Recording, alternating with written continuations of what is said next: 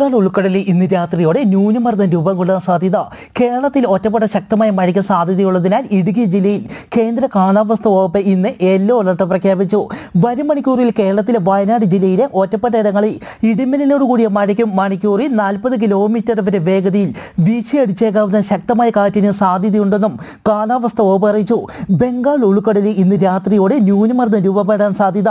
മത്സ്യത്തൊഴിലാളികൾക്ക് ജാഗ്രതാ നിർദ്ദേശം. നാളെ ആൻഡമാൻ കടൽ, അതിനോട് ചേർന്നുള്ള തെക്കുകിഴക്ക് മധ്യകിഴക്ക് ബംഗാൾ ഉൾക്കടൽ എന്നിവിടങ്ങളിൽ മണിക്കൂറിൽ 50 കിലോമീറ്റർ വരെ, ചില അവസരങ്ങളിൽ 60 കിലോമീറ്റർ വരെ വേഗതയിൽ കാറ്റിന് സാധ്യത.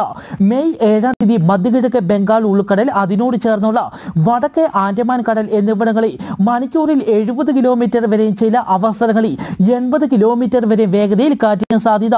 മെയ് 8-ാം തീയതി മധ്യകിഴക്ക് ബംഗാൾ ഉൾക്കടൽ, അതിനോട് ചേർന്നുള്ള മധ്യ പടിഞ്ഞാറ് ബംഗാൾ ഉൾക്കടൽ എന്നിവിടങ്ങളിൽ 70 കിലോമീറ്റർ വരെ, ചില അവസരങ്ങളിൽ 80 കിലോമീറ്റർ വരെ വേഗതയിൽ കാറ്റിന് സാധ്യത. മത്സ്യത്തൊഴിലാളികൾ മേൽ പറഞ്ഞ സ്ഥലങ്ങളിൽ മത്സ്യബന്ധനത്തിന് പോകരുതെന്ന് കാലാവസ്ഥാ വകുപ്പ് അറിയിച്ചു. ഒമാനിൽ ഭൂകമ്പമുണ്ടായതായി ദേശീയ കാലാവസ്ഥാ കേന്ദ്രം അറിയിച്ചു. ഇന്നലെ രാത്രി 8:40-നാണ് ഭൂകമ്പമുണ്ടായത്. 2.4 തീവ്രത രേഖപ്പെടുത്തി.